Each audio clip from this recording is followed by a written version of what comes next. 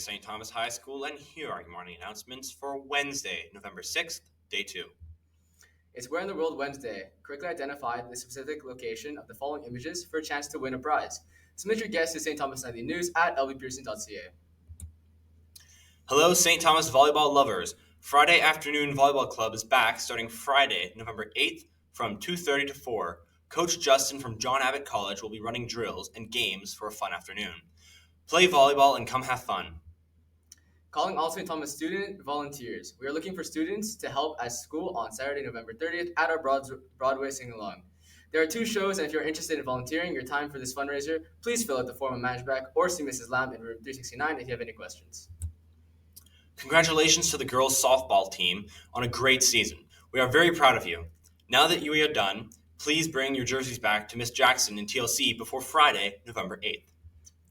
Attention all Sec 3 students. We still have a few spots available for the February Disney trip. If interested, please come see Miss Teddy in room 316-3 for a form this week.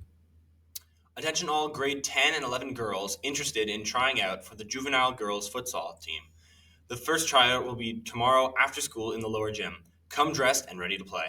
In commemoration of our Canadian soldiers and veterans who fought and made the ultimate sacrifice of their life for the freedom of all, St. Thomas is airing, until Remembrance Day, a series of short announcements documenting the contribution of Canadian soldiers to the war effort. Today, we remember the Canadian soldiers' extraordinary contribution to the Second World War. In 1939, Germany invaded Poland. This started more than 6 years of bitter fighting in the Second World War, which finally ended in 1945. More than 1 million Canadians served in uniform, both here at home and around the world.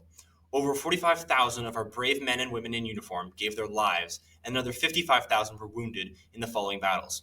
August 19, 1942, the Dieppe raid sees more than 6,000 Allied soldiers, almost 5,000 of whom were Canadian, taking part in a raid in occupied France. The operation would prove to be a failure, with 1,946 soldiers being taken prisoner and 916 Canadians losing their lives. The Dieppe raid is often seen as a practice to what would be D-Day 2 years later. On December 28, 1943, after heavy fighting, the Canadian troops seized occupied Ortona on Italy's east coast.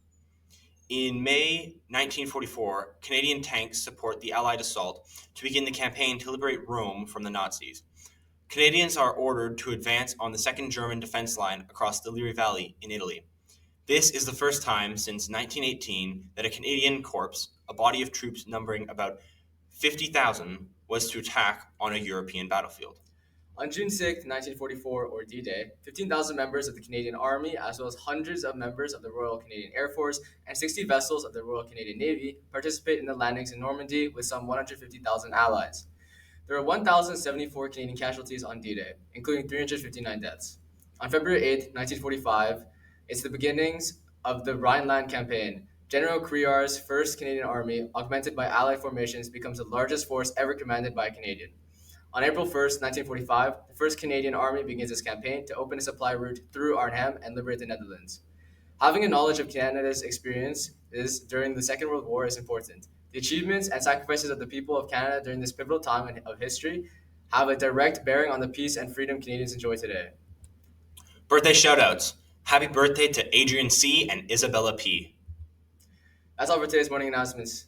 Remember, be kind to yourself and to others, St. T, and have a great day!